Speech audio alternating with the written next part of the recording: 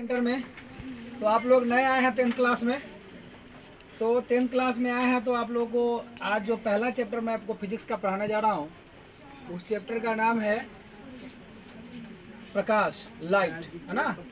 तो लाइट में एक क्वेश्चन आता है जो काफ़ी इंपॉर्टेंट आता है, एग्जाम में खासकर पूछा जाता है, वो है प्रकाश का अपवर्तन। क्या है?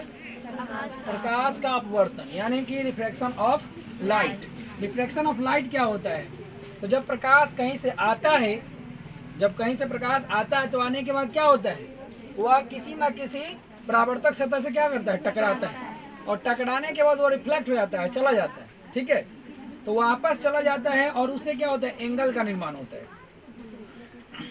और खास कर देखा जाता है प्रकाश का अपवर्तन की घटना कब होती है, जब वह किसी एक माध्यम से दूसरे माध्यम में क्या होता है, जाता है। तो जाने के क्रम में क्या होता है, उसके दिशा में परिवर्तन हो जाता है। क्या होता है? दिशा में परिवर्तन। अब कहता है कि माध्यम कौन कौन होगा, तो दो माध्यम कौन कौन हो सकता है, तो एक माध्यम दो होता है। कौन कौन? एक का नाम है सघन माध्यम, दूसरा का नाम है विरल माध्यम। सघन को हम लोग कहते हैं डेंसर मीडियम, और विरल को कहते हैं रेयर मीडियम। तो डेंसर में क्या होता है, प्रकाश का वेग कम होता है, यानी धीरे धीरे आता है, और विरल में क्या होता है, तेजी से आता है। वहीं पर यहाँ पर दिख रहे हैं दो मीडियम लिया गया, एक हवा लिया गया, दूसरा जल लिया गया। यहाँ पे एक्सपेरिमेंट करके दिखा गया कि जब प्रकाश इधर से आया और हवा से क्या हुआ, जल में प्रवेश किया, तो प्रवेश करने पर उसके दिशा में क्या हुआ, परिवर्तन हो गया। ठीक उसी प्रकार यहाँ भी दिखाया गया है, ठीक है। और ये एन और एन डैश क्या है, अभिलंब है। और ये जो किरण है, एओ जो किरण है, वह क्या है, आपतित किरण है।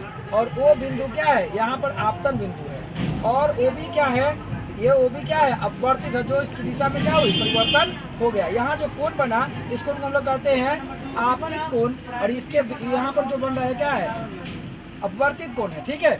तो हम कह सकते हैं कि प्रकाश का अपवर्तन क्या है, जब एक माध्यम से दूसरे माध्यम में प्रकाश जब जाती है, तो जाने के बाद क्या होता है, उसके दिशा में परिवर्तन हो जाता है। और यह परिवर्तन होने की घटना क्या कहलाती है, प्रकाश का अपवर्तन। तो प्रकाश का अपवर्तन जो है के नियम पर कार्य करने वाले जो यंत्र है, डिवाइस का नाम है कैमरा, सूक्ष्मदर्शी, दूरदर्शी। ये सभी जो है ना प्रकाश के अपवर्तन की घटना पर कार्य करता है, जिसके इसी प्रकाश के अपवर्तन के कारण ही कैमरा में हमारा फोटो आता है, ठीक है। तो अब हम बात करेंगे प्रकाश के अपवर्तन के नियम के। तो प्रकाश के अपवर्तन के दो नियम है। कितने नियम है?